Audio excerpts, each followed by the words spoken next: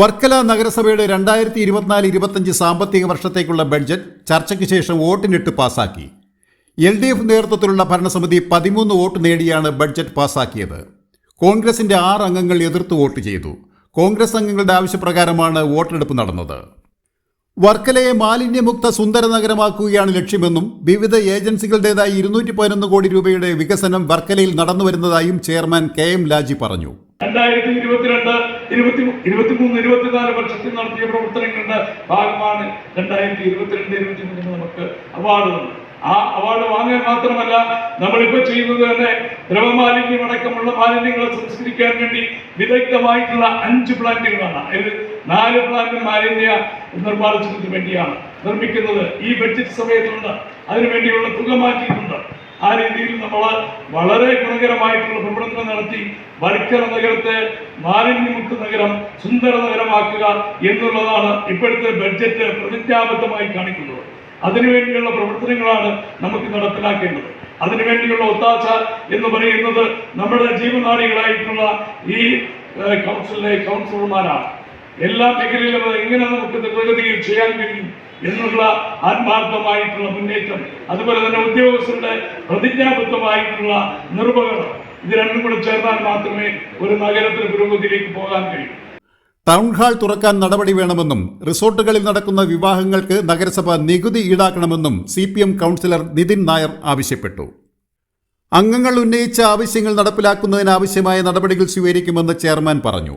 ചെയർമാന്റെ മറുപടി പ്രസംഗത്തിന് ശേഷം ഇത് തനിയാവർത്തന ബഡ്ജറ്റാണ് എന്നാരോപിച്ച് മുദ്രാവാക്യം വിളിയോടെ BJP അംഗങ്ങൾ ഇറങ്ങിപ്പോയി. തുടർന്ന് നഗരസഭാ ഓഫീസിന് മുന്നിൽ ബഡ്ജറ്റ് പുസ്തകം കത്തിച്ച് അവർ പ്രതിഷേധിച്ചു.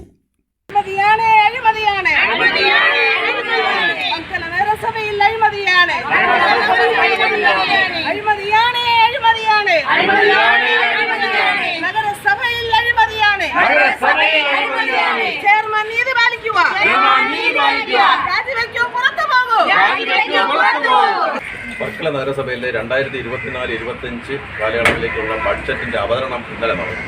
ഇന്നലെ ഇവിടെ ഒരു നാടകം ഇവിടെ നടക്കുകയുണ്ടായി. അത് ആദ്യമായി അത് പറയാം. വർക്കല നഗരസഭ നിലവിൽ വന്നിട്ട് ഏതാണ്ട് 43 വർഷത്തോളമായി. ഇവിടെ ഭരിച്ചത് UDF-ഉം LDF-ഉം തന്നെ, പുറത്തുനിന്ന് ആരും വന്നിട്ടില്ല ഇതുവരെ. എന്നാൽ ഈ വർക്കല നഗരസഭയെ സംബന്ധിച്ച് വികസന മുരടിപ്പിന്റെ ഒരു ഉദാഹരണമായി വർക്കല മാറി. അതിന് ഉദാഹരണം പറയാൻ നമുക്ക് ഈ ടൗൺ ഹാള് 7 വർഷം മുമ്പ് തുടങ്ങിയ ഷീ ലോഡ്ജിന്റെ നിർമ്മാണ പ്രവർത്തനം, അതുപോലെ തന്നെ സ്ലാട്ടർ ഹൗസ്, അങ്ങനെ നിരവധി ഇവിടെ പണി പൂർത്തിയാക്കാതെ വർഷങ്ങളോളം ഇട്ട് മിച്ചിലൊഴിയുന്ന പ്രവർത്തനങ്ങളുമായിട്ട് വന്ന നിരവധി വികസന പ്രവർത്തനങ്ങൾ നടക്കാതിരിക്കുന്നതിൻ്റെ പ്രധാന കാരണം നമ്മുടെ ഇവിടെ ഈ ഭരണ കക്ഷി വിളിച്ചിട്ടുള്ള പിടിപ്പുകൾ കൊണ്ട് തന്നെ. ഇപ്പം നമുക്ക് ഇന്നലെ ഇവിടെ ആവർത്തിച്ചത് ഒരു നാടകം എന്ന് പറയാൻ കാരണം, ഇന്നലെ ഈ ബഡ്ജറ്റ് ഇതൊരു സ്റ്റാറ്റ്യൂട്ടറി ആവശ്യമാണ് ഒരു സ്ഥാപനത്തിന് ബഡ്ജറ്റ് അവതരിപ്പിക്കാൻ എന്നുള്ളത്.